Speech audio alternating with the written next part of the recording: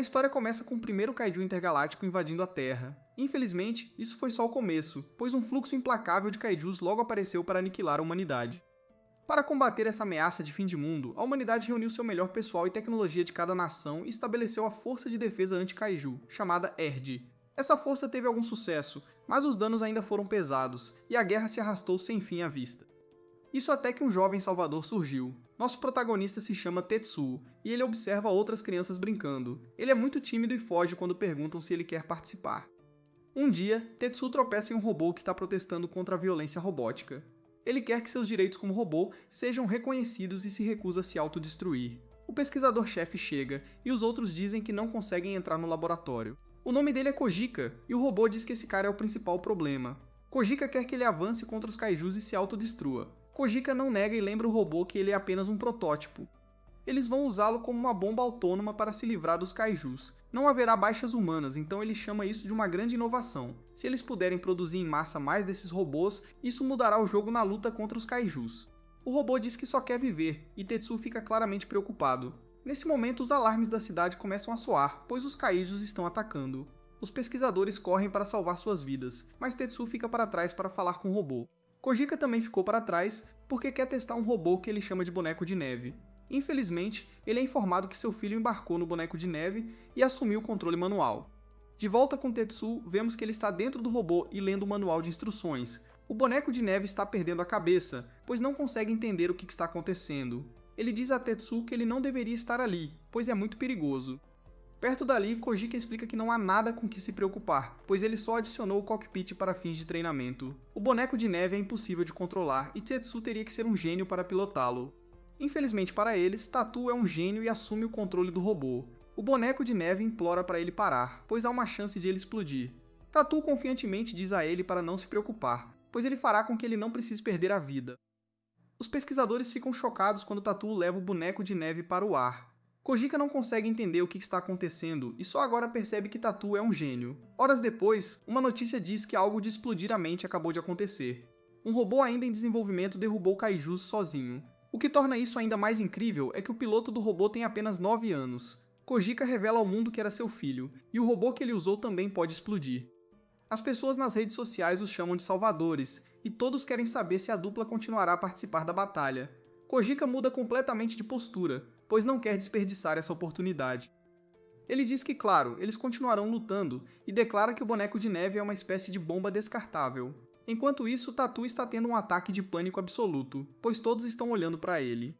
Com o passar do tempo, Tatu continua a fazer um nome para si mesmo. Seus atos heróicos se tornaram mais comuns e vemos que ele cresceu. O boneco de neve recebeu várias atualizações e a guerra está prestes a entrar na fase final. Tetsuo tem dominado os kaijus, e todos têm certeza de que seu salvador trará paz à humanidade. 10 anos depois, encontramos Tetsuo em um cruzador intergaláctico. Ele está lendo um livro sobre os 777 passos para fazer amigos. Antes que ele possa ler o primeiro passo, um anúncio explica que faltam 40 minutos para a batalha final. Tetsuo é chamado e solicitado a embarcar no boneco de neve. No caminho, algumas garotas dizem que estão contando com seu salvador. Tetsuo diz que fará o seu melhor e vai se preparar. Ele se lança no espaço e diz ao boneco de neve que agora o chama de Yukio para deixá-lo embarcar. Yukio fica muito desapontado porque percebe que Tetsuo mais uma vez fugiu da interação humana. Tetsuo deseja ter permanecido calmo ao falar com as garotas e não acredita que seja tão azarado. Ele ainda não aprendeu a falar com as pessoas porque passou todos os seus anos formativos lutando contra kaijus. Yukio diz a ele para não desistir e continuar tentando fazer amigos. Tetsuo diz que está bem porque tem Yukio, mas Yukio aponta que ele tem dito isso há 10 anos. Tetsuo explica que fazer amigos não é fácil, pois você tem que superar 777 obstáculos primeiro. Isso é de acordo com um livro chamado Como Até um Kaiju Pode Fazer Amigos. Então Tetsuo diz que é tarde demais para ele. Nesse momento, a capitã de Tetsuo, Mist, informa nosso herói sobre a situação. A nave deles logo chegará à horda de kaijus. Assim que engajarem o alvo, Tatu se separará da nave, e a nave seguirá para o centro da horda. Eles dispararão seu laser infinito que pode desferir dano em um raio de mais de 1000 km. Fazer isso obliterará toda a horda de kaijus. A principal questão é quanto tempo levará para chegar ao ponto de lançamento, então é aí que Tatu entra. Yukio diz a todos para não se preocuparem, pois ele e Tatu vão enlouquecer. Eles atrairão o inimigo para perto e eliminarão o enxame. A reunião termina e Tatu percebe que estragou outra interação humana. Em vez de dizer sim, senhora, como uma pessoa normal, ele simplesmente disse Ahoy. Yukio não se preocupa com isso, pois só quer voltar para casa com uma vitória. O sonho deles está prestes a se realizar, e eles só precisam cumprir essa missão. Nesse momento, a diversão deles acaba rapidamente, pois vários kaijus apareceram. O resto da tripulação está horrorizado, pois há tantos deles. Há um mar infinito de kaijus, e todos são enormes. Todos os tripulantes são informados que é hora da missão começar. Tetsuo pausa por um momento e se lembra de que quer se tornar alguém de valor. Yukio chama e diz que o inimigo chegou. A postura de Tetsuo muda completamente, e ele declara confiantemente que é hora de ir. Eles estão prontos, então Tetsuo ativa seu estilo de 7 espadas. Seu ataque deixa todos maravilhados, pois eles eliminaram vários kaijus com um único golpe. Misty lembra a todos que Tetsuo é o salvador deles, e ela tem certeza de que eles vencerão. Eles eventualmente chegam ao ponto de lançamento, então Misty diz a todos que é hora de salvar seu planeta. Eles se preparam para disparar o laser infinito, e isso forma uma bola gigante de energia na frente de sua nave. Misty ordena que ele dispare, mas todos ficam chocados quando seu ataque simplesmente desaparece. Infelizmente, Misty é informada que seu sistema de laser acabou de travar e o laser infinito não pode ser disparado. Misty nem entende o que isso significa, pois nunca aconteceu antes. Ela se acalma e declara que eles têm que mudar para o plano B. Eles vão resistir ao ataque Kaiju e chamar Tatou e Yukio de volta. Infelizmente isso não acontece, pois a nave começa a desligar. Todo o sistema de ataque e os geradores de barreira não respondem. As coisas tomam um rumo muito sombrio, pois as defesas da nave foram completamente aniquiladas. Misty só pode assistir aterrorizada enquanto um Kaiju se choca contra a nave. A tripulação é arrastada para o espaço sideral, e Misty grita enquanto suas vidas chegam ao fim. Tudo isso acontece em um flash, e Tatou fica atordoado com a explosão da nave. Yukio também não consegue acreditar e se pergunta se isso significa que a humanidade perdeu. Tatou diz a Yukio para se acalmar para que eles possam voltar para a nave. Se houver uma única pessoa viva, eles têm que salvá-la. Yukio ainda está preocupado, mas Tatou declara que a missão ainda não acabou. Eles continuarão lutando e derrotarão o resto dos kaijus juntos. Horas depois, vemos que Tetsuo está completamente exausto, e eles eliminaram vários kaijus. Infelizmente, são simplesmente muitos demais, e um número incontável deles ainda resta. Yukio sofreu danos graves e ele até perdeu um braço agora. Yukio começa a perder a esperança ao perceber que simplesmente não há como eles vencerem. Tetsuo não tem escolha, a não ser concordar com ele, e diz que eles deram o seu melhor. A única coisa que eles podem fazer é reduzir os kaijus a um número gerenciável para as forças sobreviventes na Terra.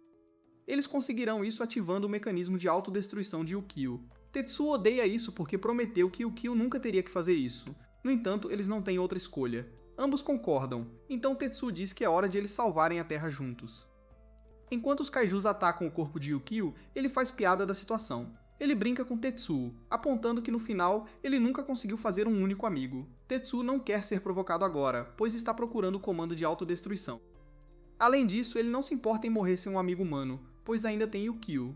Yukio se pergunta se ele realmente não tem arrependimentos, e Tatou diz que não tem certeza. Ele pensa em vários momentos de sua vida e como passou a maior parte do tempo lutando contra kaijus.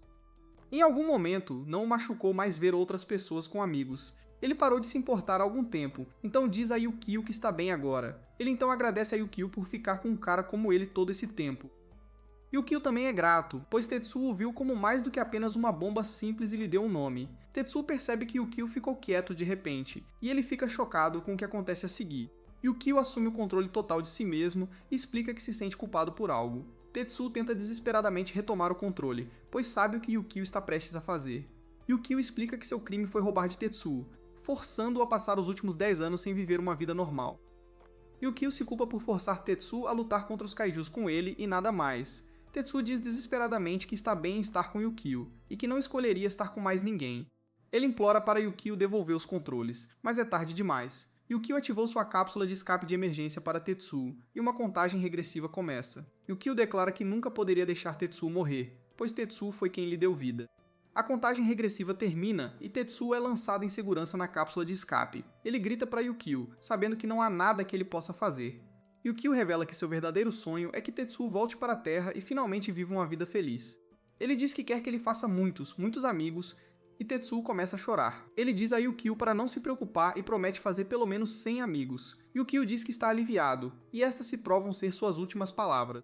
Sua autodestruição é ativada e aniquila a horda de kaijus. Um tempo depois, a cápsula desativa o sono criogênico, pois Tetsuo chegou ao seu destino. Sua localização atual é a região de Tokai, no Japão. A tela que Tetsuo está olhando revela que ele esteve em sono criogênico por 8 anos. Tetsuo fica horrorizado ao descobrir isso, pois significa que já se passaram 10 anos desde que ele deixou a Terra. Ele é tecnicamente um adulto, mesmo sem ter envelhecido, e se pergunta se conseguirá fazer amigos assim. Tetsuo tem uma ideia que é se trancar em seu quarto em completo isolamento. Dessa forma, ele pode passar um tempo coletando informações sobre o novo mundo antes de sair para fazer amigos. Tetsuo sai da cápsula e fica chocado quando uma multidão enorme começa a torcer por ele. Eles o chamam de Salvador e todos dizem que querem ser amigos dele. Tetsuo não poderia estar mais feliz, e ele diz a Yukio que cumpriu sua promessa.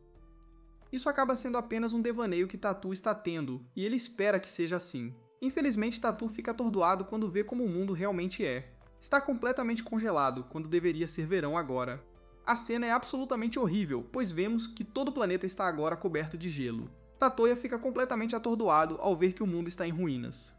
Yukio deu sua vida, mas o mundo ainda acabou congelando. Tatoya encontra alguma esperança, pois se pergunta se é apenas esta cidade que foi afetada. Ele corre para dentro da cápsula esperando que o Japão e o resto do mundo estejam bem. Ele verifica os registros gravados pela cápsula de escape e Tatu fica horrorizado.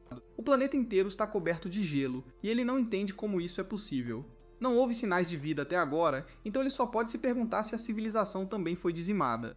Tetsuo se lembra de ter prometido a Yukio fazer amigos, mas isso será impossível se não houver pessoas. Depois de 22 horas de depressão, Tetsuo começa a sentir fome.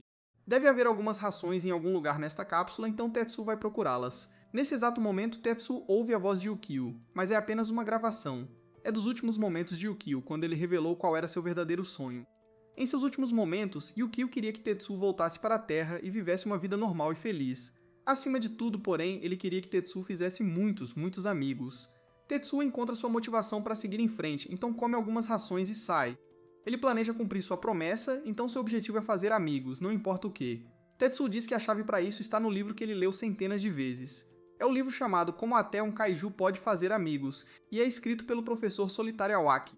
O primeiro passo de 77 é sair de casa e conhecer pessoas. Tetsuo está pronto para fazer exatamente isso, então ele sai da cápsula. A cápsula servirá como sua base, e ele procurará por sobreviventes. Há neve por toda parte e nenhum sinal de vida. Nesse exato momento, Tetsuo fica chocado ao encontrar um homem estranho. Ele tropeça no cara, só para descobrir que ele não está vivo de jeito nenhum. Ao dar um descanso ao homem, Tetsuo pensa em como as coisas são assustadoras.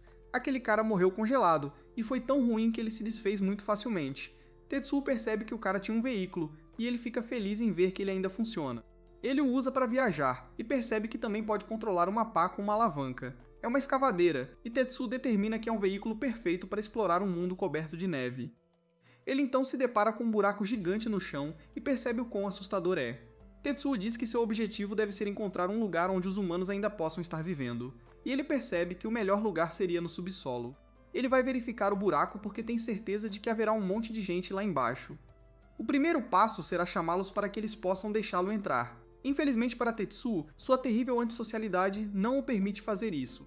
Não há como ele gritar para um grupo de pessoas desconhecidas. Enquanto pensa em seus fracassos, uma besta gigante aparece atrás dele. Tetsuo corre para salvar sua vida, e ele não consegue acreditar que ainda existem kaijus por aí. Tetsuo se pergunta se deveria parar e lutar, mas ele não tem armas. Sua única esperança é fugir dele, então ele desce correndo pelo buraco. No fundo, Tetsuo fica chocado ao ver a terra que ele conheceu um dia. Esta é a sua casa, mas está completamente congelada. Tetsuo começa a perder a esperança, mas se lembra de sua promessa a Yukio. Ele se levanta, mas o kaiju reaparece. Tetsuo declara que este é apenas o começo, então ele não pode perder a vida agora. Ele avança direto contra o kaiju com a escavadeira e o impede de comê-lo usando a pá. Enquanto luta contra a besta, Tetsuo analisa a situação. O kaiju quer devorá-lo, e tudo o que Tetsuo tem é essa mini pá. Felizmente, os ataques do kaiju são lineares, então Tetsuo consegue desviar deles. O único problema é que ele não tem como revidar. O kaiju ataca novamente, e Tetsuo só consegue bloqueá-lo. Ele se acalma e se lembra de que só precisa fazer o que sempre fez. Ele deve usar tudo à sua disposição e criar uma maneira de vencer. O ataque do kaiju é implacável, e a escavadeira de Tetsuo está sofrendo muitos danos. Tetsuo continua lutando, mas sua pá acaba quebrando. Isso funciona para ele porque ele planeja usar a borda afiada como arma. Nesse exato momento, Tetsuo se lembra de algo que seu pai sempre lhe dizia. Seu pai sempre dizia que o que tornava Tetsuo importante era sua pura capacidade de eliminar kaijus. Tetsuo avança contra a besta e usa o braço da pá quebrado como uma lança. A besta o consome, mas Tetsuo consegue perfurá-la com sua arma improvisada. O kaiju é derrotado, e vemos outras pessoas pela primeira vez. Eles se perguntam o que aconteceu, e não conseguem acreditar que acabaram de tropeçar em um kaiju inteiro. Enquanto celebram, Tetsuo sai da boca do kaiju. Tetsuo fica chocado ao ver outras pessoas pela primeira vez, e elas ficam igualmente surpresas ao vê-lo. Ele fica feliz por finalmente ter encontrado alguns humanos, mas eles estão aterrorizados porque pensam que ele é algum tipo de monstro. Tetsuo se emociona ao dizer a Yukio que encontrou alguns sobreviventes. Infelizmente, eles ainda estão aterrorizados com ele, e dizem ao espírito maligno para ir embora. Seu chefe, chamado Eio, diz a ele para se acalmar porque esse cara é obviamente humano. Tetsuo se lembra de que está em uma missão, então se lembra do próximo passo, fazer amigos. Após o encontro, Tetsuo deveria fazer algo sorrindo. Ele não se lembra do que, mas não há tempo a perder. Tetsuo sorri para eles, mas seu sorriso horrível só piora as coisas. Os outros ficam realmente aterrorizados e chamam Tetsuo de esquisito. Infelizmente para nosso herói, ele está exausto e acaba desmaiando. Tetsuo então tem um sonho sobre uma época em que Yukio o criticou por ler outro livro de como fazer que não tem objetividade. Tetsuo garantiu a ele que este era diferente porque foi escrito por alguém chamado Solitário Awaki. Ele disse que o livro tinha que ser bom porque Solitário era uma pessoa com mais de 1 milhão de amigos. A única preocupação de Tetsuo era que as pessoas não se interessariam por ele quando ele não estivesse com Yukio. Ao acordar, Tetsuo se lembra de que o segundo passo do livro é se identificar. Tetsuo percebe que está em uma caverna de gelo e se pergunta para onde aquelas pessoas foram. Nesse exato momento, ele fica chocado ao ver que há muito mais gente agora. Há um monte deles e eles estão desmontando o kaiju. Tetsuo está determinado a fazer todos eles seus amigos, mas percebe que está amarrado por algum motivo. Tetsuo não está preocupado, pois sabe como se libertar. Ele já deslocou os braços várias vezes pilotando Yu-Gi-Oh!, então não é grande coisa. Por perto, as pessoas de antes celebram sua descoberta. Todos estão muito felizes em recuperar este kaiju, mas Eu sabe que não pode levar o crédito. O cara chamado Nashimura diz a ela para não se preocupar porque ele simplesmente omitiria a parte sobre quem realmente encontrou o kaiju em seu relatório. Ele então aponta que Ao é a As de acordo com os anciãos. Se eles soubessem que ela estava saindo escondida toda noite para explorar o covil do kaiju, eles enlouqueceriam. Eu agora diz a ele para não se preocupar porque ela continuará fazendo o que quiser. Nashimura foi quem a encontrou quando criança, então ele se emociona ao ver o quanto ela cresceu. Jess e os outros correm para dizer a Eio que o cara que eles amarraram escapou. Enquanto isso, Tetsuo está ocupado observando as pessoas desmontarem o kaiju. Não leva muito tempo para Tetsuo perceber que é assim que essas pessoas conseguiram sobreviver. O mundo congelou, então eles estão usando kaijus como recursos. Essas pessoas são realmente incríveis, e Tetsuo gostaria que Yukio estivesse aqui para vê-las. Jess e Tetsuo veem que uma criancinha está brincando com um brinquedo do Yukio. A criança foge, chamando Tetsuo de esquisito. Infelizmente para o pequeno Punk, um pedaço de gelo está prestes a esmagá-lo. Tetsuo entra em ação, mas rapidamente percebe que não conseguirá a tempo. Felizmente, ele consegue encontrar uma piscina e a usa para resgatar a criança. O pai corre e repreende a criança. Ele já disse a eles dezenas de vezes para não brincarem sob pingentes de gelo. Outros caras viram o que aconteceu, então eles agradecem a Tetsuo por resgatar a criança. Nesse exato momento, eles percebem que nunca viram Tetsuo antes. Eles ainda o reconhecem de alguma forma, então perguntam de qual seção ele é. Tetsuo não tem uma boa resposta para eles, e sua ansiedade não está ajudando. Os caras começam a desconfiar dele, mas o outro cara os impede de incomodar Tetsuo. Ele tem certeza de que Tetsuo tem suas razões para não responder, e isso não muda o fato de que eles lhe devem uma.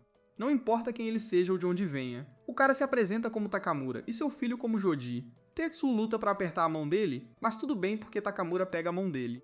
Tetsuo se apresenta de volta e completa o segundo passo de seu livro. Takamura diz a ele para esperar um momento porque ele quer lhe dar alguns cortes nobres de kaiju como agradecimento.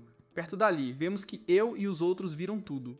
Furumaki se pergunta se eles deveriam capturar Tetsuo, mas Eu rejeita a ideia. O trabalho deles é lidar com qualquer ameaça a todos eles, mas Tetsuo não se encaixa nessa categoria. Tetsuo ainda é um mistério para eles, mas eles sempre podem descobrir sua história depois.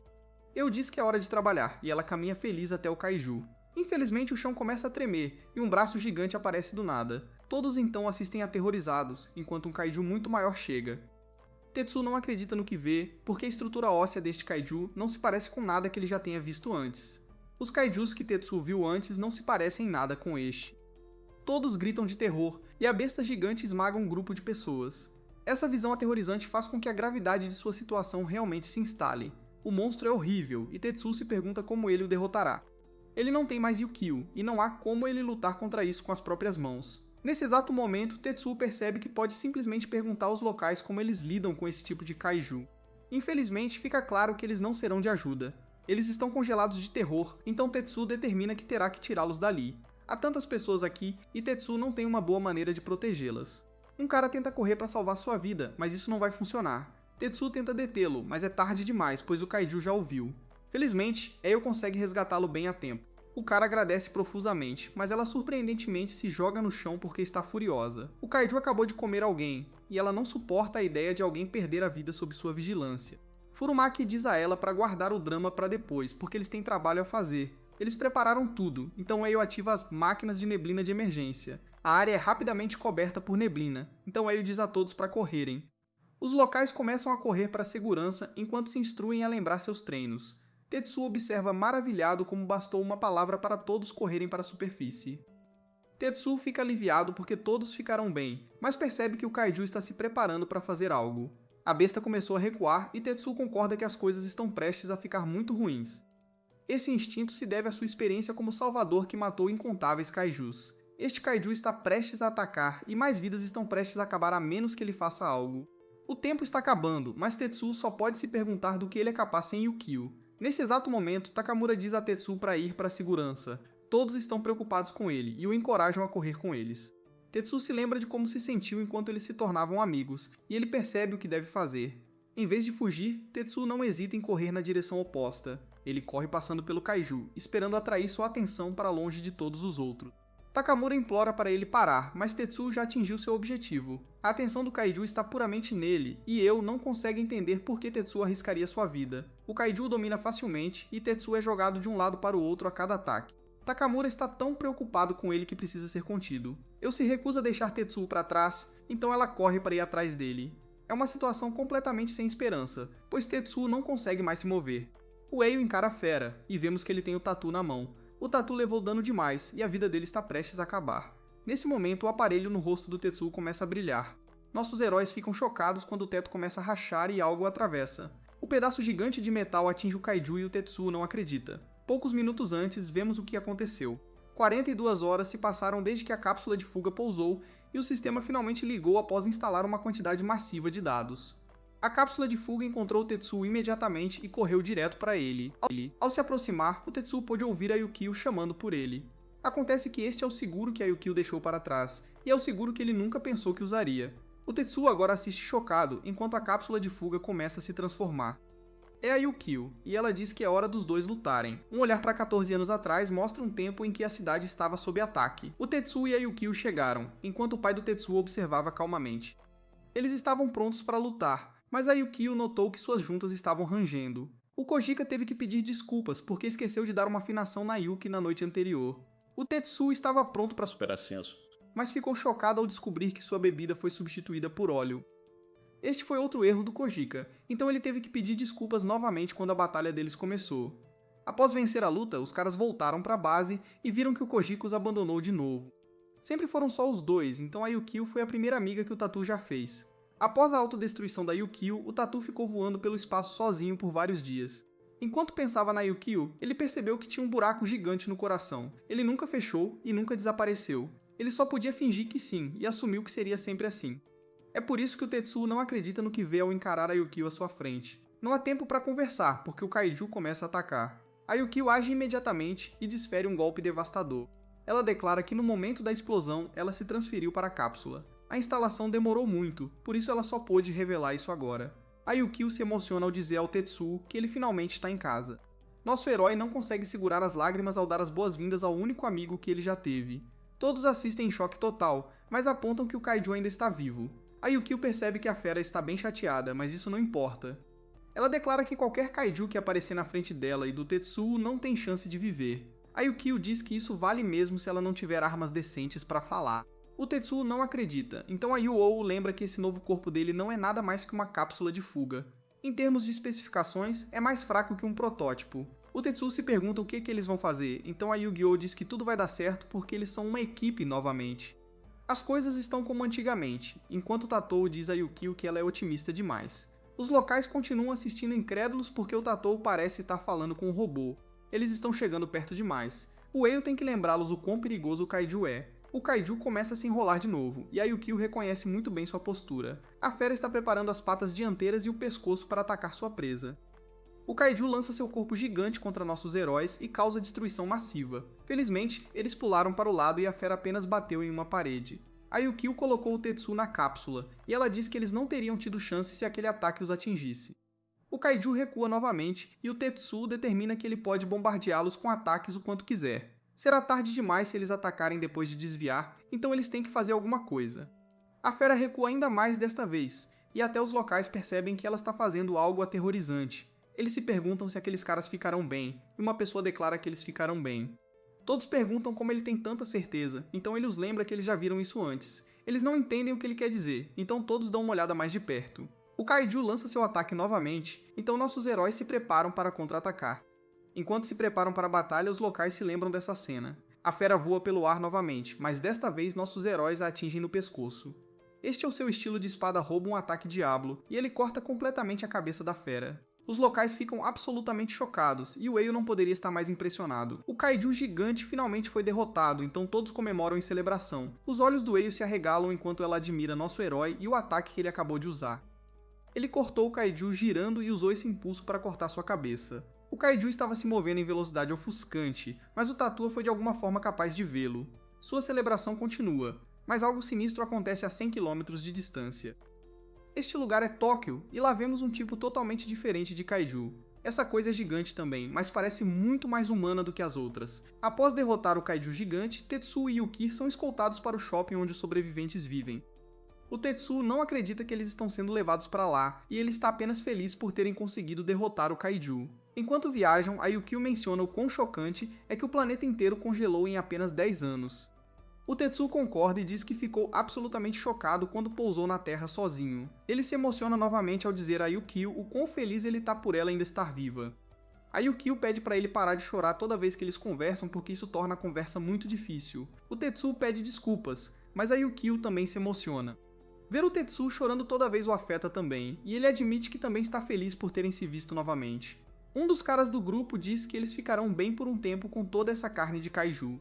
Uma garota diz que o robô salvador é realmente impressionante, e ela se vira pro Eu para ver se ela concorda. O Eu não responde porque ela já foi embora, ela se aproximou do Tetsuo e entrega a ele uma lata de abacaxi. Ela explica que hoje em dia eles guardam esse tipo de coisa para celebrações especiais. A Yukio agradece, mas o Tetsuo esquece como usar as palavras novamente. A Yukio se pergunta como a Eio chegou lá em cima, e a Yukio lembra o Tetsuo que ele realmente precisa trabalhar em suas habilidades de comunicação. O Eu explica que a lata de abacaxi é um item ultra valioso que não pode mais ser feito. Coisas doces são incrivelmente raras neste mundo agora, e abacaxi não é exceção. O Hélio já sente o cheiro doce vindo da lata, e até ela fica impressionada. O Tetsuo olha para a lata e se pergunta se realmente está tudo bem ele ter algo tão precioso. O Hélio luta entre pedir para ele comer e imediatamente dizer para ele não comer. Ela se corrige rapidamente e o urge a comer agora enquanto ela ainda está no controle. Ela explica que o Tetsuo e a Yukio salvaram todas as suas vidas, e ela quer retribuir o favor com algo igualmente precioso. Ela então agradece sinceramente a ambos por tudo que fizeram. O Tetsuo determinou que comê-lo seria a coisa educada a fazer, então ele ataca. O Eu diz para ele ir em frente, e o Tetsuo começa a comer o abacaxi. Ele é completamente dominado por quão delicioso é, mas o Eu surta depois de apenas uma mordida. O Tetsuo se pergunta se ele fez algo errado, mas o Eu explica que não é isso.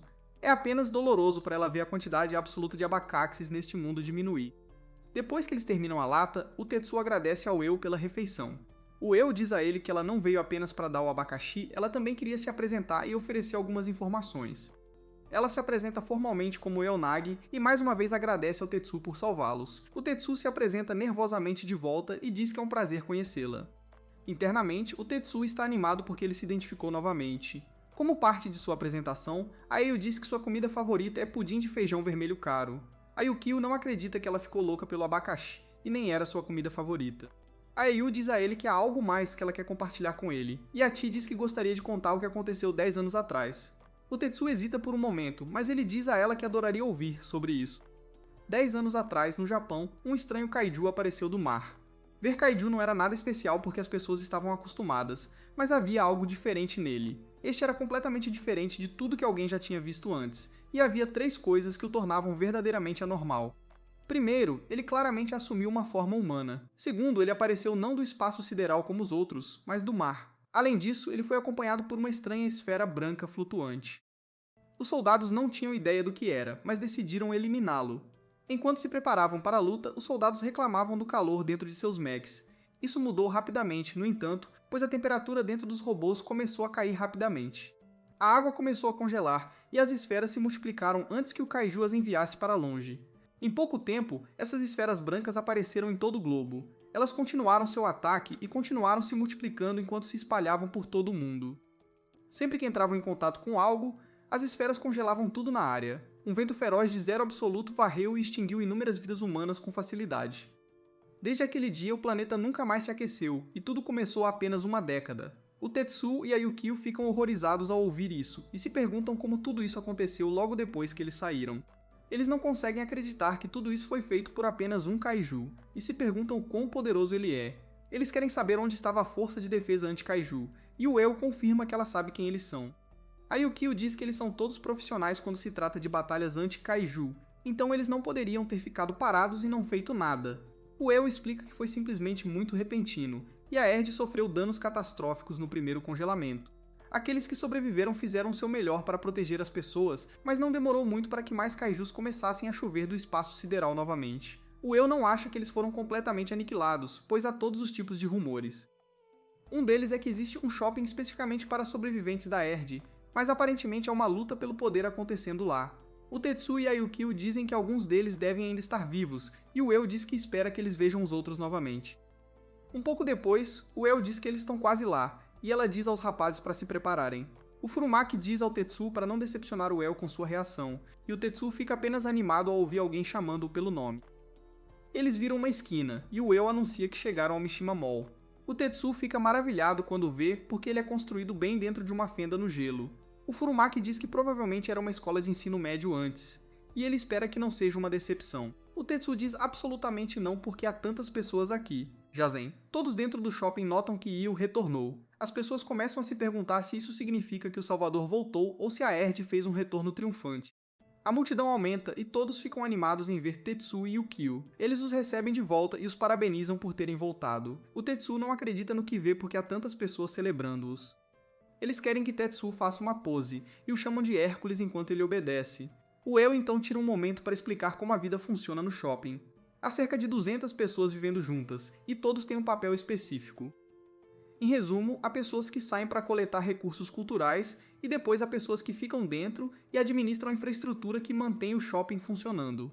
Há um departamento de materiais, um departamento de vida diária, uma equipe de desmontagem, um departamento de escavação, um departamento de armazém e um departamento de tecnologia. O Tatooine fica profundamente impressionado e ele acha que todos daqui são simplesmente incríveis. Ele pergunta ao Eu de qual departamento ela é a chefe, e ela responde que é o departamento de contabilidade. O Tetsuo fica pego de surpresa por essa resposta porque ela estava lutando antes. Furumaki percebe que ele provavelmente está se perguntando por que Eu estava na toca do Kaiju em primeiro lugar.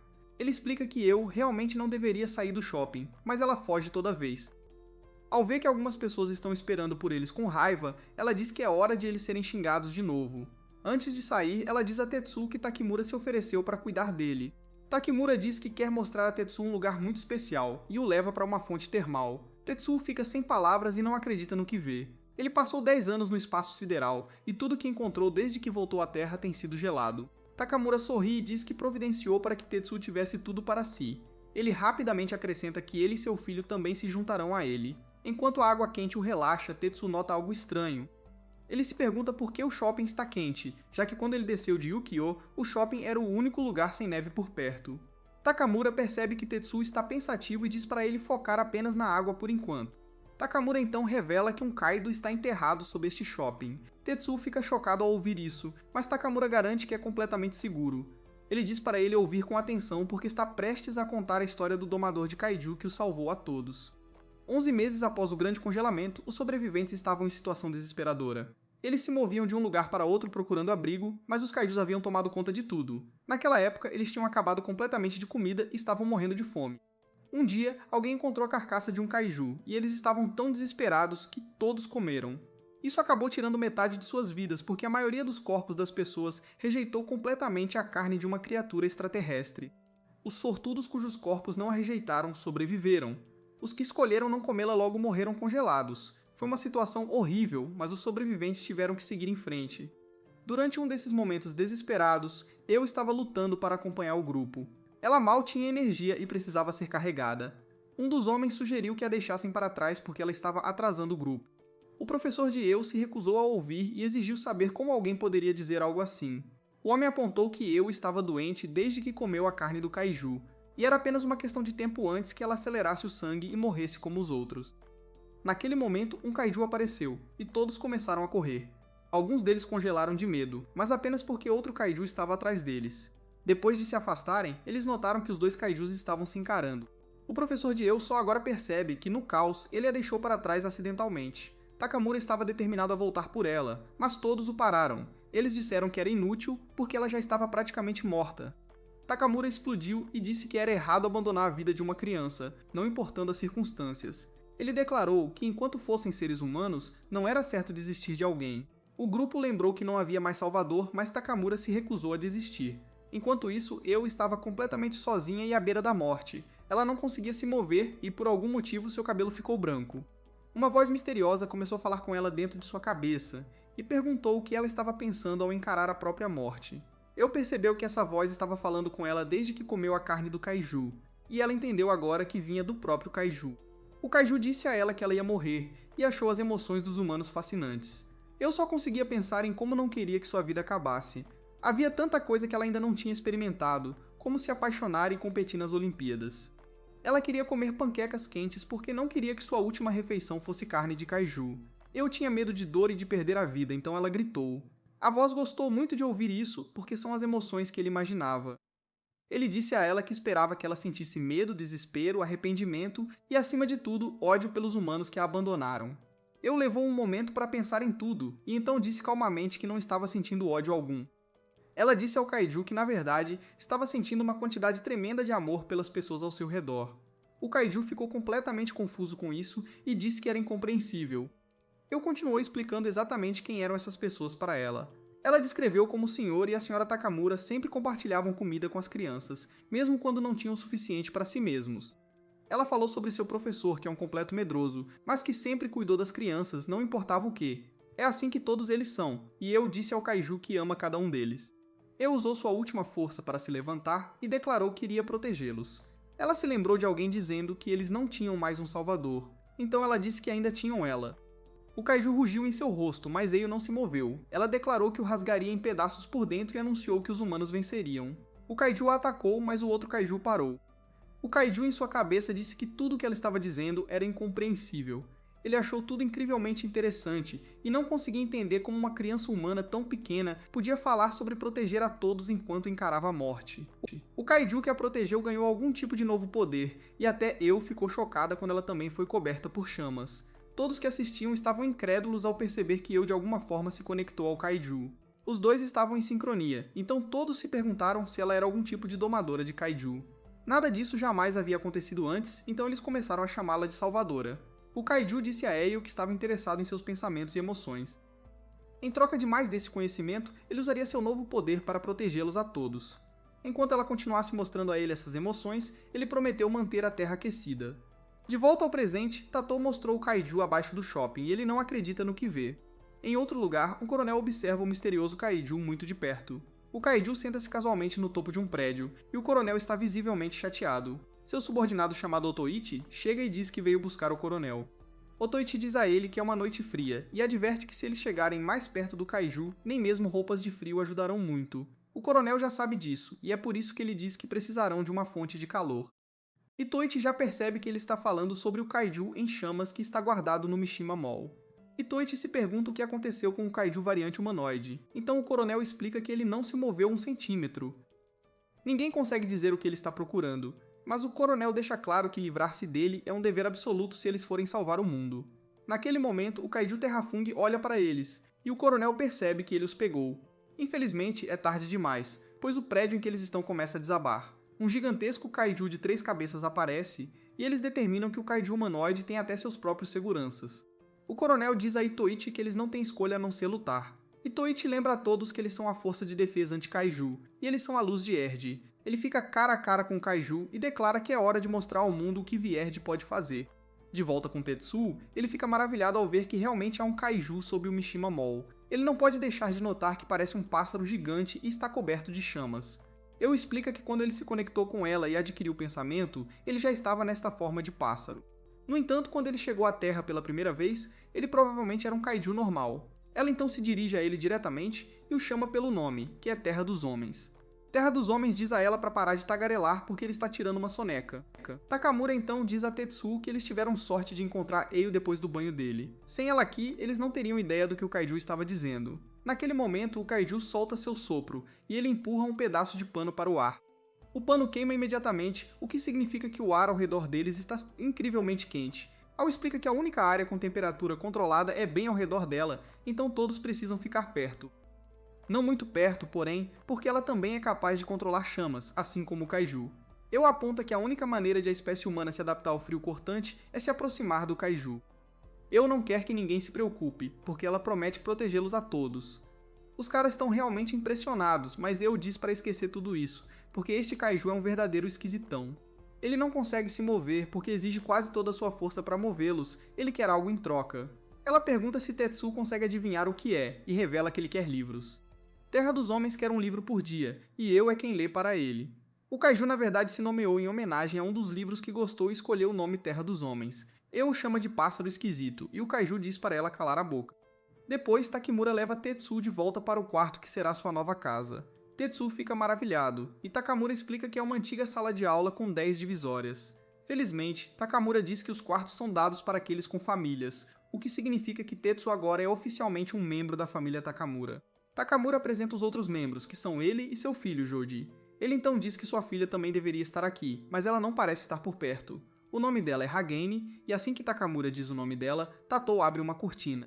Atrás da cortina está Hagane, que está se vestindo. Hagane grita que vai apagar a memória dele depois do que ele viu, mas é tarde demais, pois Tetsuo já desmaiou. Hagane explica que Tetsuo a viu sem roupa, mas Yukio diz que não há com que se preocupar. Yukio explica que os reflexos de Salvador de Tetsuo permitiram que ele cortasse a informação visual antes mesmo que ela chegasse à sua mente. Tetsuo acorda e Hagane o cumprimenta. Tetsuo se apresenta como se nada tivesse acontecido, e Hagane determina que ele deve ter perdido a memória. Ela diz a ele que o pai dela já voltou ao trabalho, e ele deixou Tatou aos seus cuidados. Ela entrega a Tatou uma carta de Takemura, e Tatou fica absolutamente emocionado porque é sua primeira carta. De acordo com o livro dele, trocar cartas é um dos 77 passos para fazer amigos. A carta de Takamura diz a Tetsuo que ele voltará naquela noite e pede para ele tentar se dar bem com Hagane. Hagane pensa consigo mesma em silêncio e determina que, como Tetsuo está sob seus cuidados, isso significa que ela pode usar o Salvador como quiser.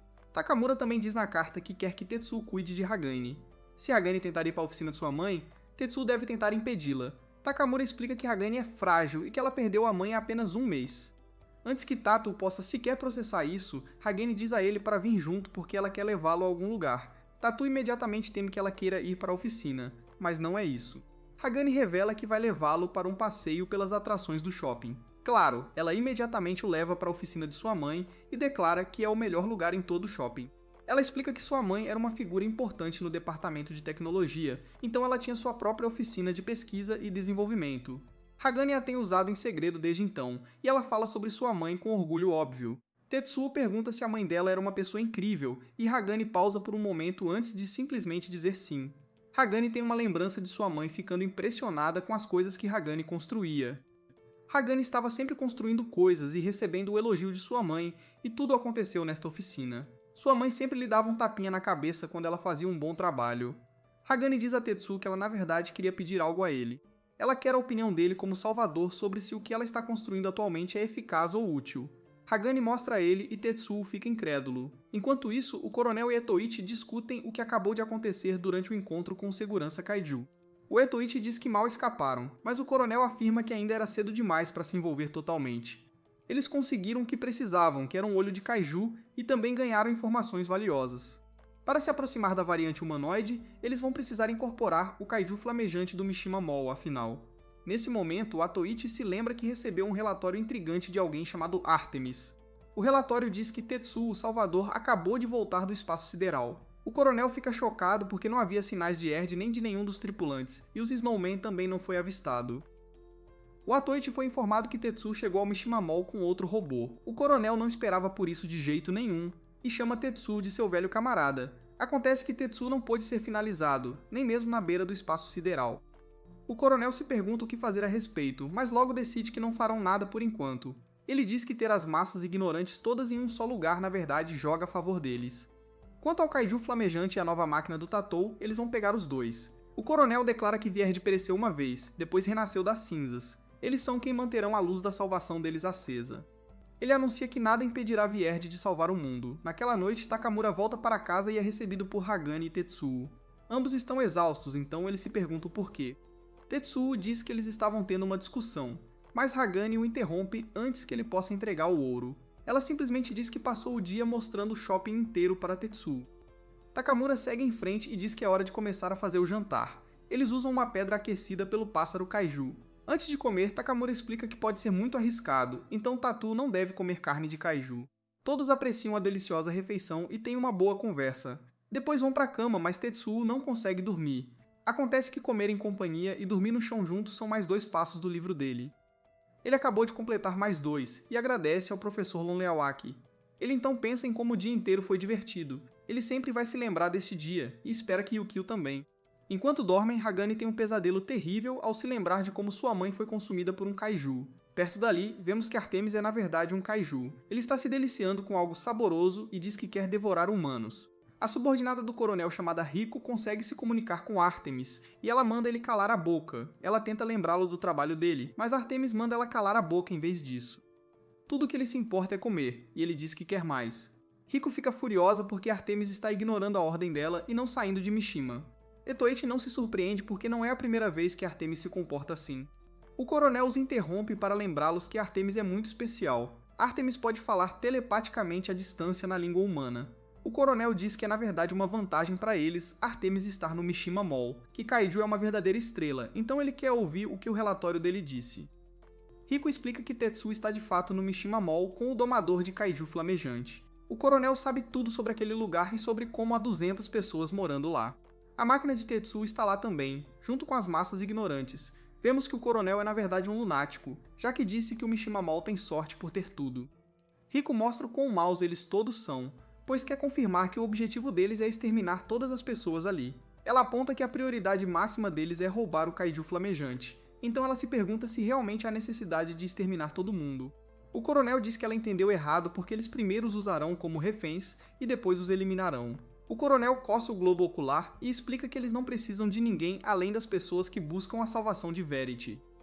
Ele declara que a casinha de palha do porquinho está prestes a ser soprada e haverá um banquete. Esses 6 lobos estão indo para lá agora, e nada vai atrapalhar o caminho deles. Uma semana após a chegada de Tetsuo ao Mishima Mall, vemos que ele agora está trabalhando com Hagane na oficina de sua mãe. Eles acabaram de completar algo, e Hagane fica emocionada. Ela explica que sua mente tem estado tão tranquila ultimamente. Ela admite que não tem dormido bem desde que começou a usar pólvora. Ela tem certeza que Tetsuo não se incomodou com isso, pois ele está acostumado tanto com perigo quanto com pólvora. Tetsuo só consegue se perguntar por que ela começou a construir algo assim em primeiro lugar. Hagane não responde, e em vez disso pergunta a Tetsuo para fazer algo um pouco incomum. Ela pede que ele se agache na frente dela e explica que é uma espécie de ritual. Alguém sempre fez isso com ela, então agora ela gostaria de fazer no lugar da pessoa. Hagane coloca a mão na cabeça dele e lhe dá um tapinha gentil. Ela diz bom trabalho, e depois de alguns momentos ela começa a se sentir estranha. Ela rapidamente encerra e agradece pela cooperação dele. Tatoi imediatamente desmaia de novo, e Hagane pensa em como aquilo foi estranho. Ela sempre era a que recebia o tapinha, então não sabia como seria do outro jeito. Hagane se lembra de sua mãe elogiando-a, e olha para o que acabaram de construir. Naquela noite, a família Takamura senta-se para jantar juntos. Hagane pensa em como já se passaram 45 dias desde que sua mãe faleceu. Por alguma razão, não parece estranho de jeito nenhum que Tetsuo esteja sentado no lugar de sua mãe. Parece até que houve um tempo em que eram 5 na família. Infelizmente, esses pensamentos agradáveis levam a outros mais sombrios. Ela imagina o quão aterrorizada sua mãe deve ter estado em seus momentos finais. Ela também pensa no som de sua mãe sendo devorada por um kaiju e diz que ainda consegue ouvir isso agora. Mais tarde naquela noite, Tatou acorda para ir ao banheiro e encontra uma carta em cima dele. Esta é de Hagane, que o agradece por ajudá-la. Ela revela na carta que a vida de sua mãe foi tirada por um kaiju que a devorou. Tetsuo fica chocado ao descobrir isso, e vemos que Hagane saiu sozinha. Está congelando, e ela tem a sensação de que está fazendo algo incrivelmente estúpido. Ela está sozinha porque tem certeza de que qualquer pessoa que ela contasse tentaria impedi-la. Ela tem a sensação de que algo terrível está prestes a acontecer com ela por causa de seu azar, e um kaiju gigante aparece. Este kaiju é Artemis, e ele sente um cheiro familiar. Artemis foi quem devorou a mãe de Hagane, e ele estava prestes a comê-la também. A única razão pela qual ele não pôde devorar Hagane é porque o kaiju flamejante apareceu para detê-lo. Ele perdeu a chance de devorá-la naquele dia, mas não vai deixar que aconteça de novo. Enquanto isso, Hagane pensa em como a vida de sua mãe foi encerrada por este kaiju. É por isso que ela retira tudo o que disse sobre ter azar. Ela determina que a sorte está do lado dela porque agora ela pode se vingar do kaiju que levou sua mãe. Hagane diz para sua mãe assistir, e Artemis a ataca. Para sua surpresa, Hagane desvia do ataque dele, e ele se pergunta se ela é realmente humana. Acontece que Hagane ativou as botas que ela acabou de terminar de construir.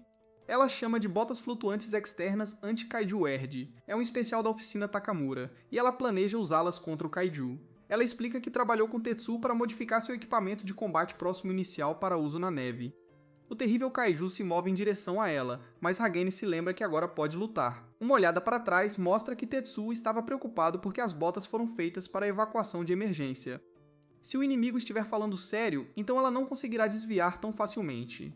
Hagane não se importa porque seu plano real era atacar de qualquer maneira. Ela saca a arma gigante que criou, mas Artemis não está impressionado.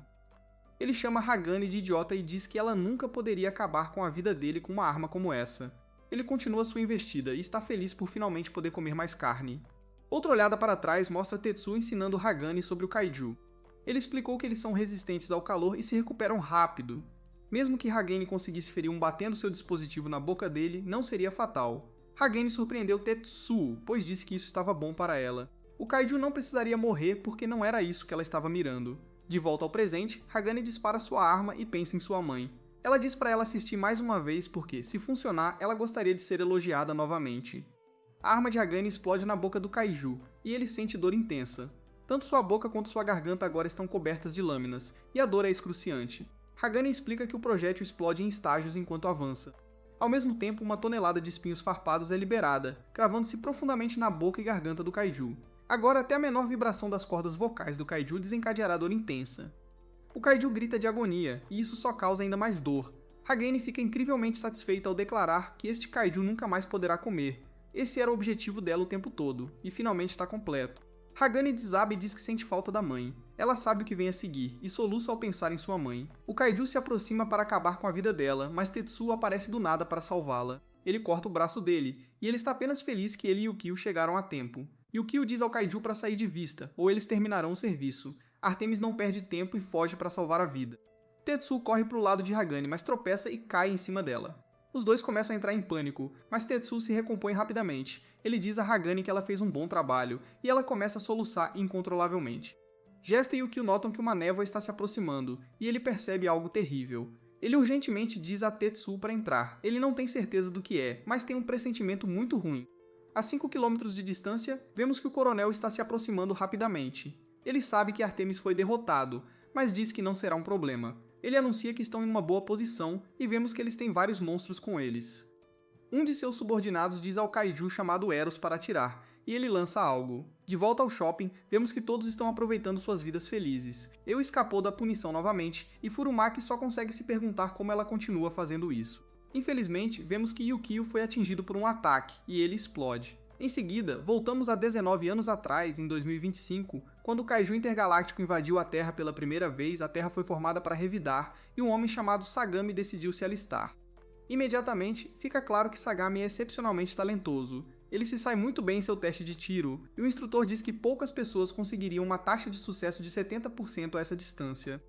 Seus colegas soldados ficam impressionados com suas habilidades, e um deles diz que ter um cara como ele por perto faz todos os outros parecerem ruins. Graças aos seus dons naturais e diligência implacável, não demorou muito para que Sugami se tornasse uma força a ser reconhecida nas fileiras iniciais. Ele se distinguiu em combate, e sua ascensão na organização continuou em um ritmo constante.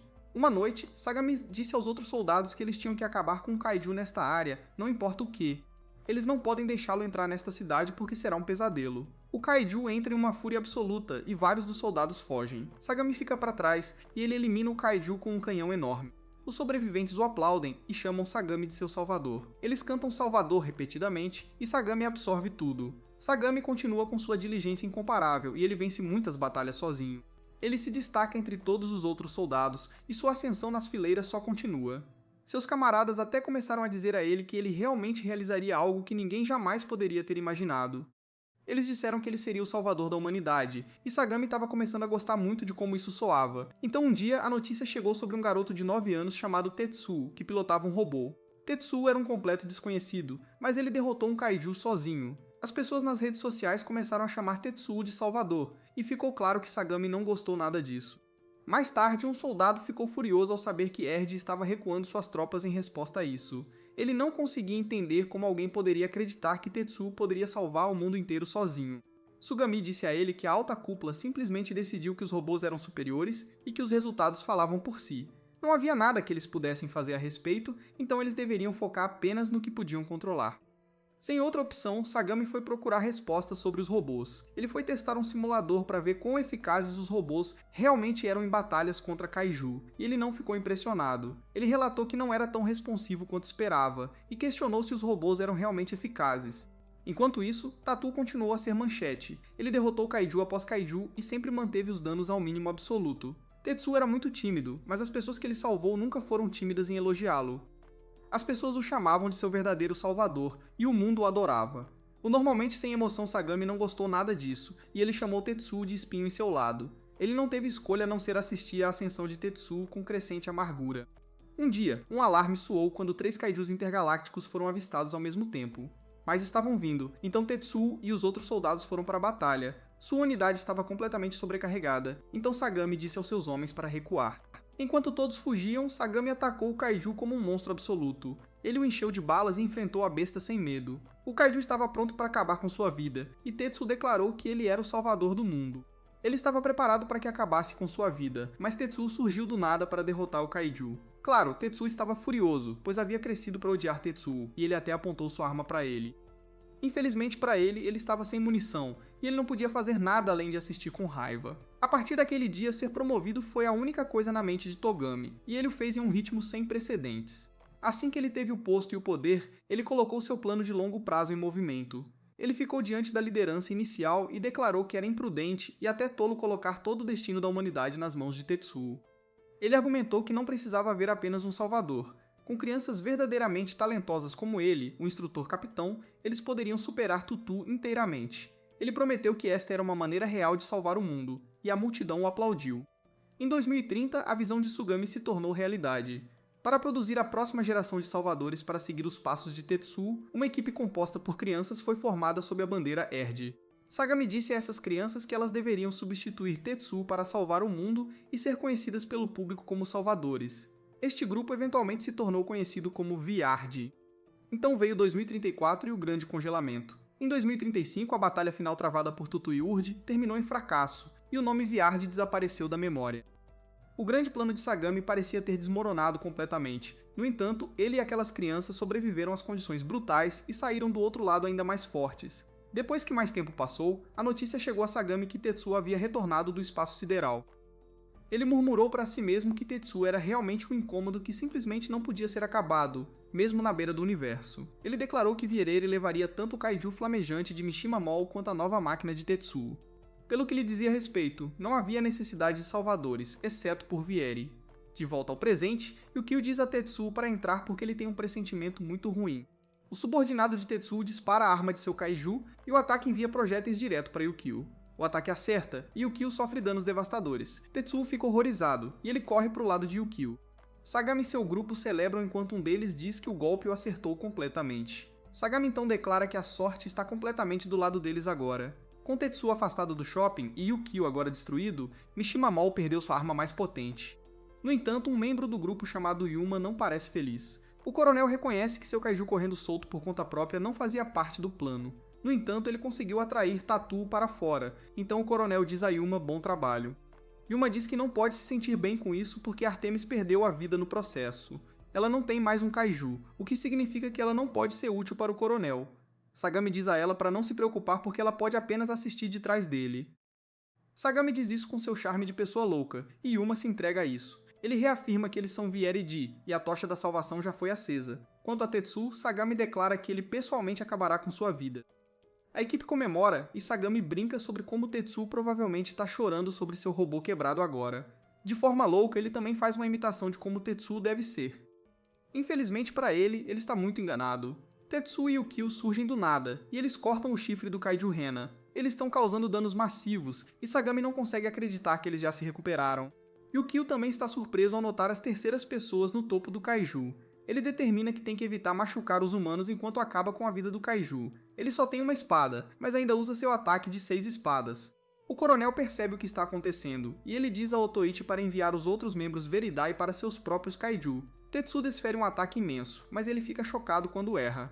Um dos kaijus usou sua habilidade, e toda a equipe verde desapareceu em um instante. Tetsuo fica sem palavras porque isso deveria ser impossível. Ele disse a palavra impossível muitas vezes desde que voltou, mas teletransporte é demais. Yukio também fica chocado e igualmente impressionado com esse teletransporte. Sagami reconhece uma voz vindo deste robô, e ele percebe algo. Agora está claro para ele que Yukio trocou de corpo. Tetsuo começa a questionar o que é impossível quando se trata de kaiju e poderes sobrenaturais. As chamas no kaiju de Eio são igualmente impossíveis, então ele se pergunta o que está acontecendo. Sagami reconhece que o que seus kaiju são capazes de fez a cabeça de Tetsuo girar. Ele explica que algumas pessoas acreditam que os humanos usam apenas 10% ou menos do potencial total de seus cérebros. Se alguém pudesse liberar os 90% restantes, eles poderiam teoricamente acessar o que ele chama de poderes hiperfísicos, como teletransporte e pirocinese. No entanto, Sagami declara que tudo isso é um completo absurdo. Ele usa a analogia de atualizar um aspirador de pó com um computador de altíssimo desempenho, e ele se pergunta se isso lhe daria de repente as funções de um micro-ondas. Claro, a resposta é não. Você pode desbloquear todo o potencial do software, mas o hardware ainda tem suas limitações. Um corpo humano comum simplesmente não pode produzir fogo ou se teletransportar, não importa quão poderoso o cérebro por trás dele se torne. Mesmo um cérebro com capacidade de sobra pode empunhar poderes sobrenaturais se estiver preso em um corpo comum. Ele então pediu a Tetsuo para considerar o que acontece quando um corpo kaiju que pode mudar de forma em qualquer ambiente se conecta com um cérebro humano que tem potencial latente e inexplorado. Com os instintos do kaiju e sua natureza como predador natural, ele acessaria poderes sobrenaturais. Ele explica que eles seriam capazes de qualquer coisa, e Tetsuo começa a juntar as peças. Ele olha ao redor para todos esses kaijus especiais e determina que cada um deles também usa poderes desconhecidos. Yukio também fica chocado ao perceber qual é a verdadeira relação entre os domadores de kaiju e seus kaiju. O coronel confirma que os humanos que controlam kaiju são essencialmente cérebros remotos, entregando todo o potencial do hardware do kaiju.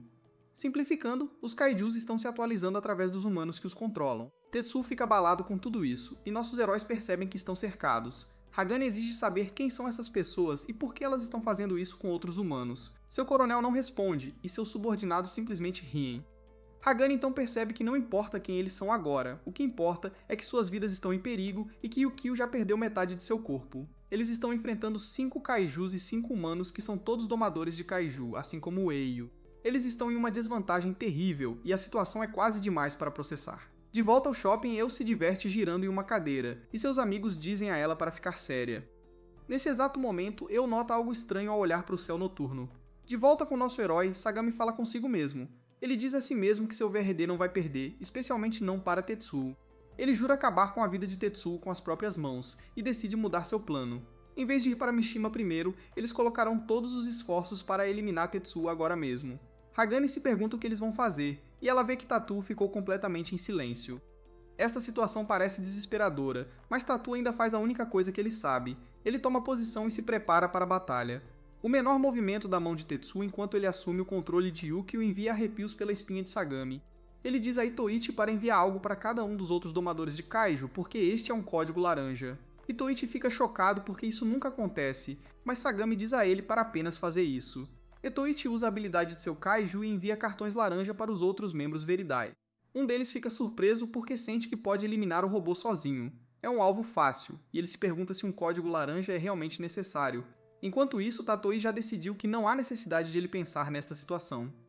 Os domadores de kaiju então dizem a seus kaiju para avançar. Tatoi se prepara para a batalha de sua vida, mas ele fica surpreso quando o inimigo simplesmente passa correndo por ele. Eles estão colocando sua missão acima de tudo e recuando.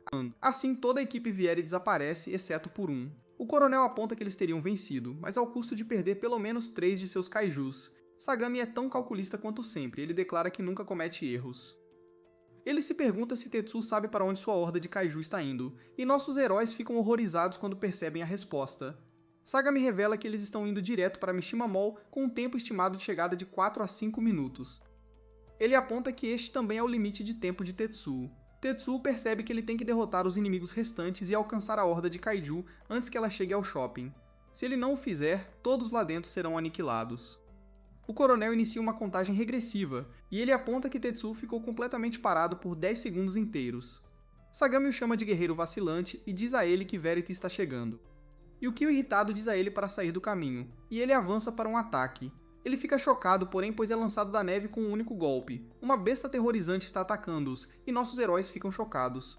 Sagami comanda sua criatura para pisoteá-los, e seu kaiju chamado Hércules começa seu ataque. Enquanto Hércules avança para atacar, Togami continua sua contagem regressiva. Mais 10 segundos se passaram, então ele diz que Tetsuo está ficando sem tempo. Yukio lembra desesperadamente Tetsuo que eles têm que eliminar este inimigo e ir atrás da horda de kaiju antes que ela chegue a Mishima Mall. Este novo kaiju saiu da neve, e Tetsuo pode dizer que é o mais poderoso até agora. Seu ataque foi tão rápido que Tetsuo nem conseguiu responder. Sagami provoca Tetsuo apontando que ele retornou a esta terra congelada 10 minutos tarde demais. Ele se pergunta se Tatu pode derrotar Hércules e proteger seu novo lar. É hora de descobrir, então ele diz a Hércules para começar seu ataque. A batalha começa imediatamente, e Hércules é cegamente rápido. Tatu mal consegue lidar com isso, então ele diz a Yukio que agora é a hora de fazer algo.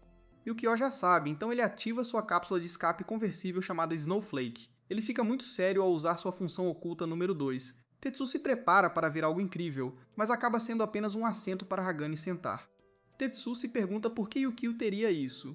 Yukio então explica o que aconteceu quando sua forma final estava sendo projetada. Yukio foi quem teve a ideia de uma cápsula de fuga que também poderia se transformar em um robô. O pai de Tetsuo adorou a ideia e se perguntou se Yukio tinha mais alguma. Foi quando Yukio disse que queria que a cápsula de fuga acomodasse vários passageiros. Yukio tinha certeza de que em uma viagem de 2 anos pelo espaço, Tatsuo certamente faria pelo menos um amigo. Yukio estava tão confiante nisso que disse que Tatsuo gostaria que seu amigo o acompanhasse na cápsula de fuga. Já se passaram 10 anos desde então, e Yukio está encantado porque Tatsuo finalmente está usando. Yukio se emociona porque a cápsula de fuga tem várias outras funções para acomodar os amigos de Tatsuo. Uma delas é uma churrasqueira, e outra se transforma em uma mesa para jogar jogos de tabuleiro. Depois que Hagane se senta, Tatsuo diz para ela segurar firme. As coisas ficam um pouco agitadas enquanto Tatsuo evita um dos ataques do monstro. Itachi não acredita que ele desviou, mas Sagami explica que não foi só isso que Tatsuo fez. Ele se preparou para um contra-ataque, então agora ele desfere seu ataque de 6 espadas. Ele consegue causar alguns danos à besta, e eles voltam para a terra. Sagami percebe que Tetsuo na verdade não conseguiu desviar do ataque. Tetsuo pede desculpas a Yukio porque ele teve que se sacrificar para desferir aquele contra-ataque. Os danos que ele sofreu só aparecem agora quando Yukio desaba no chão. Hércules deu um chute nas costas no último momento, então nossos heróis percebem que ele é loucamente poderoso. Eles percebem que o inimigo descobriu seus ataques e as coisas não estão nada boas. Hagane chama Tetsuo e ele fica chocado ao vê-la chorando. Ela pede desculpas e diz que se sente péssima por ser tão impotente. No entanto, ela não está chorando apenas de desespero porque ela descobriu algo. Ela diz a Tetsuo que o inimigo está quase certamente atacando com um plano e que eles estão se preparando para atacar em um momento específico.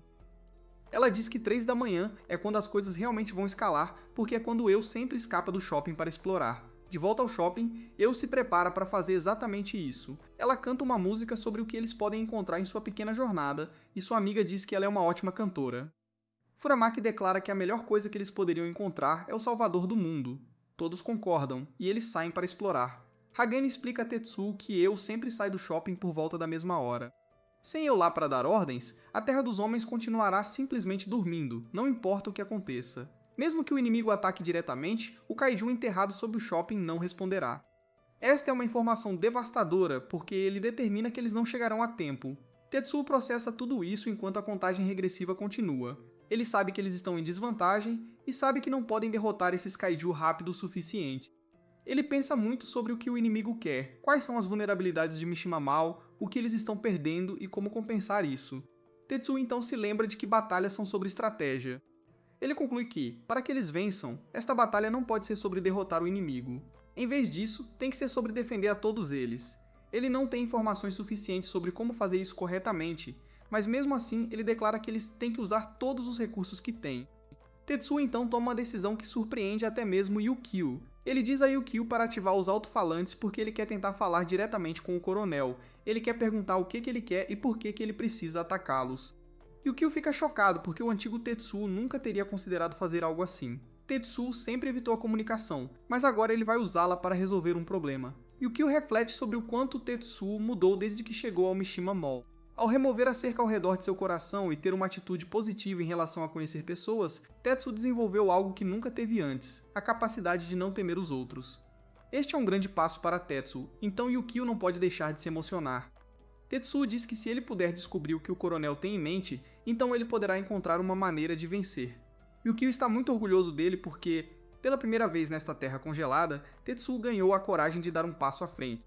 O coronel continua sua contagem regressiva e revela que 2 minutos já se passaram. Nesse momento, eles notam que Yukio está exibindo a letra T. Eles se perguntam se significa tempo de trégua. Tetsuo então tira um momento e reúne toda a sua coragem. Ele pensa em todas as suas tentativas fracassadas de comunicação, todos os momentos estranhos e as palavras erradas toda vez que ele disse alô em vez de olá e soltou o melhor duvidade em vez de boa sorte. Yukio observa e o encoraja repetidamente. Finalmente, Tetsuo fala diretamente com o coronel e pergunta por que ele faria algo assim. Todos ficam completamente em silêncio, chocados. Yukio quebra o silêncio para expressar o quão incrível isso foi. Tetsuo até se surpreendeu, mas ele aponta que eles ainda precisam ouvir a resposta à sua pergunta. O coronel ri e diz que ficaria feliz em responder. Ele revela que o motivo pelo qual o Verde está fazendo tudo isso é para salvar o mundo. Ele explica que a variante humanoide que causou o grande congelamento ainda está em Tóquio, e VRD pretende ser quem a derrubará. Para atingir esse objetivo, eles decidiram que pegariam emprestado o kaiju flamejante do Nishimama Mall. Tetsuo tem uma ideia, mas Yukio se pergunta se ele está cometendo um erro. Esta é a primeira vez que ele se comunica, e os riscos são realmente altos. Tetsuo imediatamente sugere que se esse é o objetivo deles, então eles poderiam colaborar em vez disso. Todos ficam surpresos, pois o coronel parece realmente considerar isso por um momento. Enquanto ele pensa sobre isso, Yukio se pergunta se ele fez algo errado. As coisas podem dar errado porque ele acabou de permitir que Tetsuo se comunicasse com o inimigo. O coronel mais uma vez mostra seu lado louco ao perder o controle de suas emoções. Ele diz que é completamente injusto que Tetsuo continue roubando os holofotes quando ele é tão inadequado. Ele diz que não passa um dia sem que ele ore pelo fracasso de Tetsuo. Ele declara que Tetsuo está sempre em seu caminho e que ele quer que sua vida acabe. Sua comunicação termina e Tetsuo fica em choque. Ele senta no escuro e pensa por que construiu aquela cerca ao redor de seu coração em primeiro lugar. O coronel estala os dedos novamente, então Hércules continua seu ataque. Ele avança com um golpe poderoso e Yukio é empurrado para trás. Hércules pressiona seu ataque implacavelmente, e nossos heróis lutam apenas para sobreviver. O tanque de partículas de Yukio é atingido, e a situação se torna verdadeiramente desesperadora. Tetsuo chama Yukio, mas Hércules já está preparando seu próximo ataque. Tetsuo fica horrorizado, pois Hércules corta outro pedaço de Yukio. Yukio mal consegue falar enquanto diz ao seu herói para não chorar, e ele desaba no chão. Ele mal consegue se mover, mas o coronel ainda não terminou. Ele diz a Hércules para continuar na ofensiva e nunca parar. Ele quer que Hércules acabe com a vida de Tetsuo, então a besta começa a pisoteá-lo. Tetsuo está desmoronando ao perceber que falhou. As forças inimigas chegarão ao shopping, e a vida de todos acabará. A mente de Tetsuo se espirala ainda mais enquanto ele continua pensando em sua comunicação fracassada com o coronel. Ele rapidamente para seu modo de pensar e diz a si mesmo para voar para longe. Seu único objetivo agora é chegar ao Mishima Mall o mais rápido possível. Eles precisam ir na velocidade máxima, então Yukio ativa seu intensificador. Eles disparam o mais rápido que podem, e Yukio pensa em como eles precisam voar para onde os ataques de Hércules não podem alcançá-los. Infelizmente, Hércules os alcança e nossos heróis não conseguem acreditar. Essa besta reagiu incrivelmente rápido e partiu no exato momento em que eles o fizeram. Ele viu o plano deles e o contra-atacou sem hesitação. Tetsuo questiona se eles vão perder de novo, e ele se pergunta se ele realmente não consegue derrotar esse kaiju. Seu pai sempre lhe disse que ele era importante porque tinha a capacidade de matar kaiju. Era tudo o que ele tinha a oferecer, mas no momento ele nem consegue fazer isso. Sagami grita para ele morrer mais uma vez, e Hércules prepara seu ataque final. Yukio grita de frustração porque ele não consegue fazer nada no momento, então ele trava seus controles. Yukio assume o controle de si mesmo apenas o suficiente para desferir um contra-ataque. Sagami fica chocada, e Tetsuo não consegue acreditar que eles realmente acertaram o ataque. Yukio usa outra manobra que o faz ser atingido, mas ele consegue escapar. Eles escapam por enquanto, e Yukio pede desculpas a Tetsuo por assumir o controle. Ele devolve o controle a ele, e Tetsuo é o próximo a pedir desculpas. Ele está devastado porque Yukio está todo machucado, e ele expressa o quão envergonhado está. Ele diz que um cara como ele não tinha o direito de se deixar levar e tentar se comunicar. Ele pensou por um momento que havia crescido, e que talvez ele pudesse dar um jeito de alguma forma. Ele se chama de idiota e diz que estava errado. Tetsuo percebe agora que ele sempre foi o mesmo e não mudou nada. Ele diz que sempre destrói tudo e que quer parar de ser ele mesmo. Ele determina que seu erro foi tentar fazer mais do que ele é capaz. Yukio se sente péssimo porque estava muito orgulhoso do quanto Tetsuo cresceu. Ele desesperadamente tenta encontrar as palavras certas para alcançar Tetsuo, mas ele luta. Yukio se culpa porque seu corpo não tem as especificações que eles precisam para vencer contra Hércules. Eles precisam chegar à vila rápido, mas ele nem consegue gerar uma velocidade decente. Ele diz que nada disso é culpa de Tetsuo porque este corpo não pode refletir nem 10% das habilidades de Tetsuo. Yukio continua procurando as palavras certas, mas não as encontra. Ele quer garantir a Tetsuo que as coisas ficarão bem porque eles estão juntos, mas há um problema com isso. Yukio percebeu que foi sua própria existência que levou Tetsuo à solidão. Ele implora para que as palavras certas saiam, mas nada acontece. Os caras estão caindo no desespero, mas eles ficam chocados quando Hagane segura a mão de Tetsuo. Ela está fazendo o seu melhor para se manter calma, mas seu rosto está coberto de lágrimas. Eventualmente, ela desaba e diz que ser atacada foi aterrorizante. A ideia de sua vida acabar e perder tudo foi demais para ela suportar. Ela se sente péssima por Tetsuo porque ela não tinha ideia de que pensamentos tão assustadores estavam sempre em sua mente. Tetsuo tem lutado contra Kaiju por quase toda a sua vida, e ela se sente péssima por ele. Tetsuo está completamente sem palavras porque lutar contra Kaiju tem sido normal para ele por tanto tempo.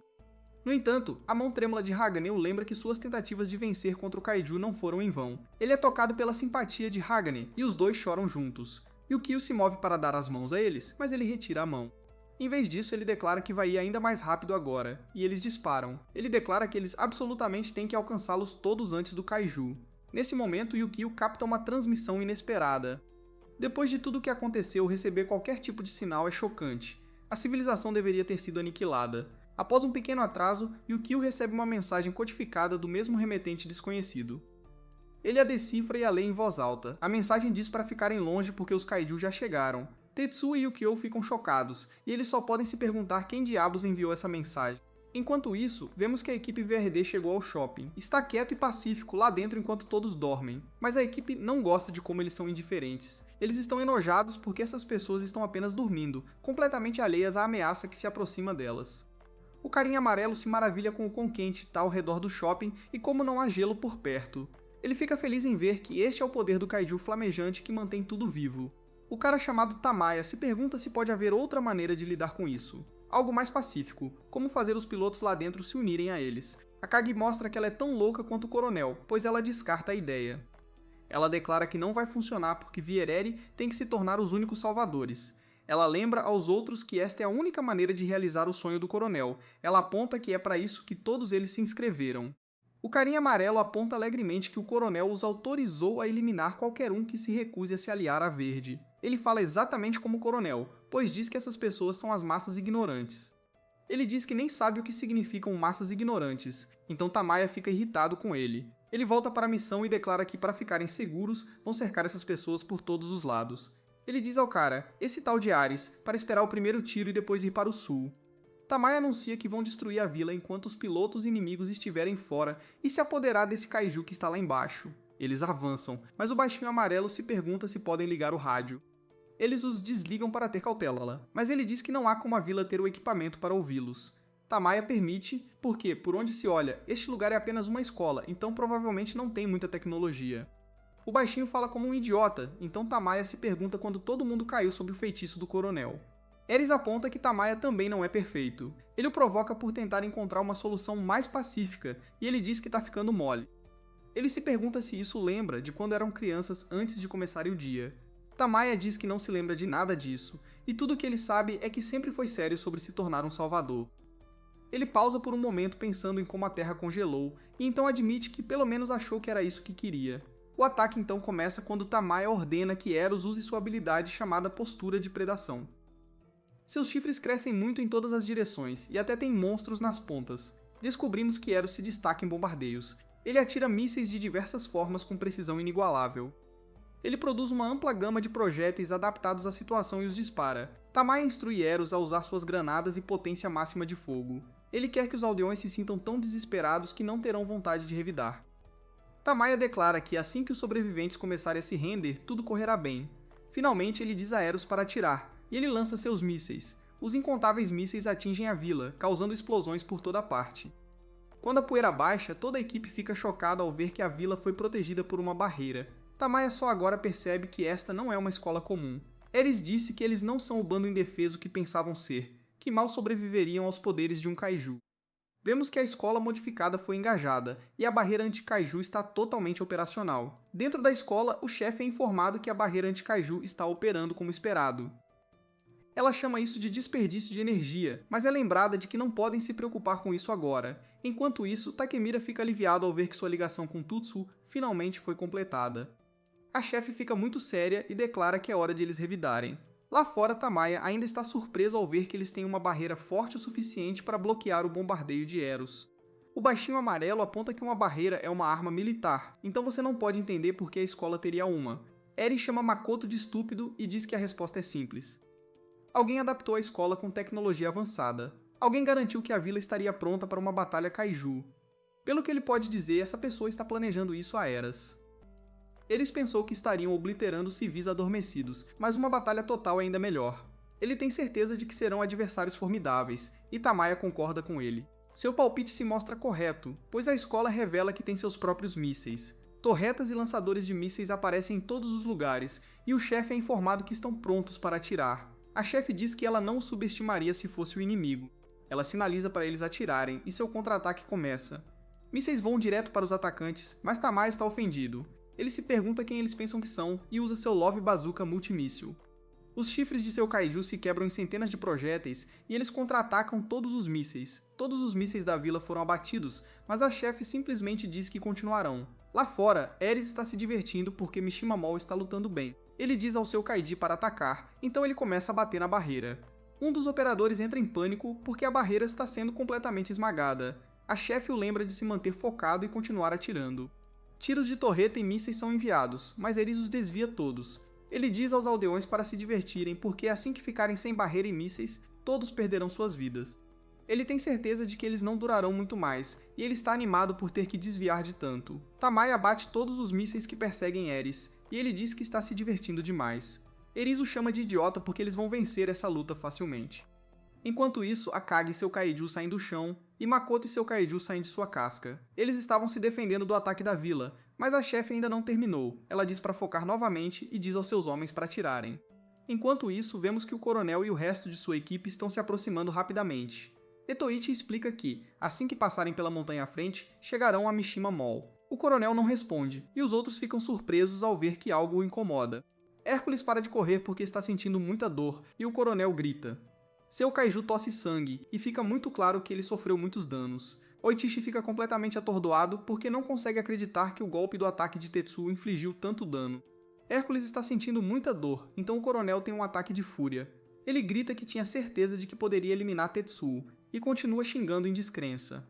Itoiki diz a Yuma que quando o ataque de fúria do coronel terminar, eles irão para Mishimon Hall sozinhos. Ele a lembra que Hércules pode se recuperar imediatamente de ferimentos que levariam 3 dias para outros kaiju. Ele será mais durável, mais afiado e mais assassino. Enquanto isso, Tato ficou surpreso ao saber sobre um drone de busca de alta altitude que estava observando tudo. Pertence ao shopping e se chama Suzu. Takamura explica que suas baterias não durarão muito mais, mas ele pode procurar seu povo do shopping nas montanhas, voando bem alto no céu.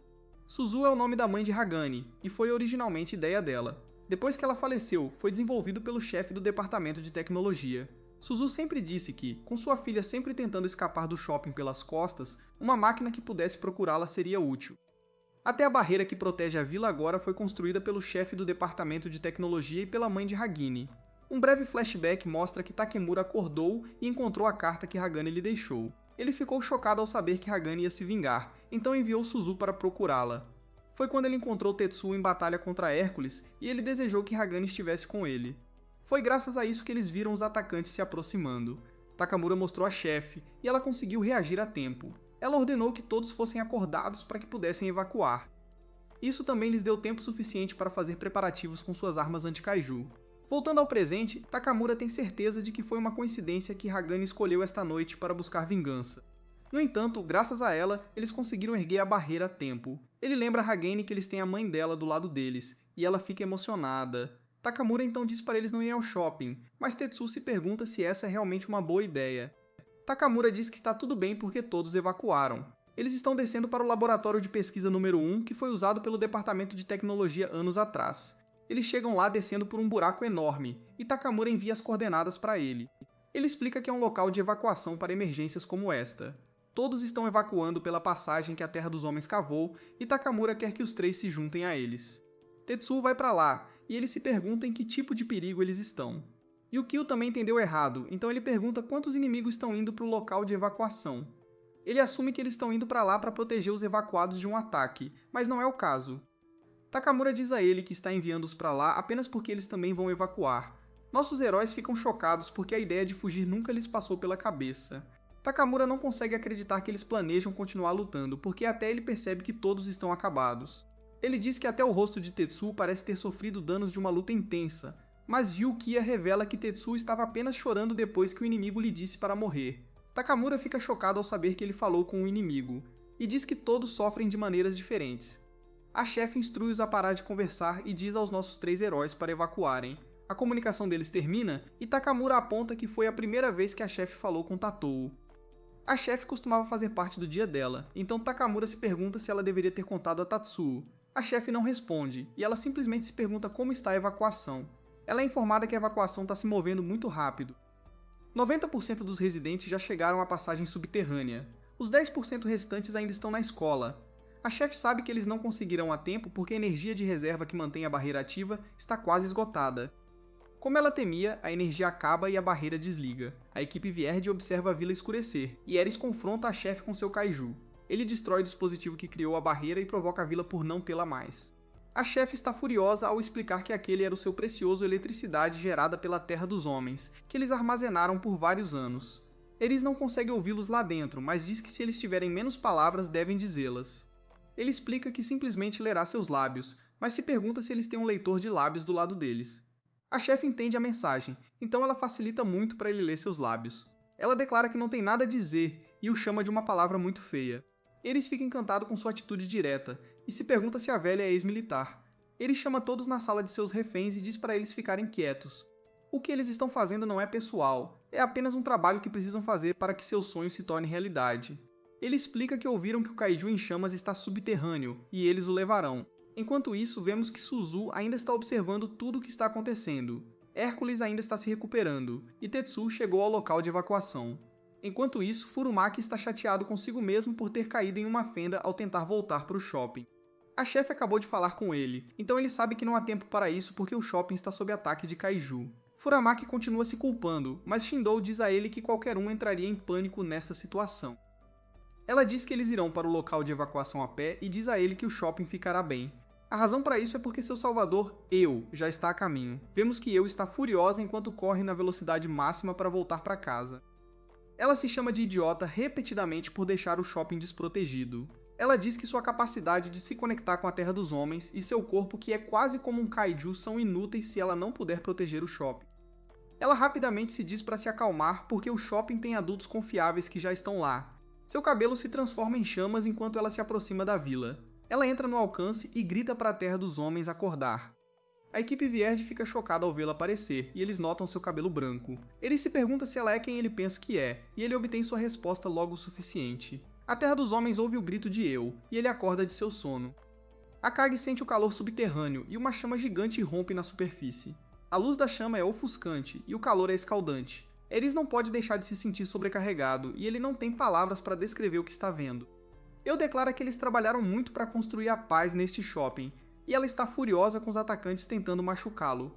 Ela diz que não é hora de humanos lutarem entre si, e ela libera um monte de poder. Ela chama o nome da Terra dos Homens, e ele começa seu ataque. Ares diz que eles não podem atacá-lo porque ele tem reféns, mas ele fica chocado ao ver que eles se foram. Ele ainda encontra consolo no fato de que são 3 contra 1.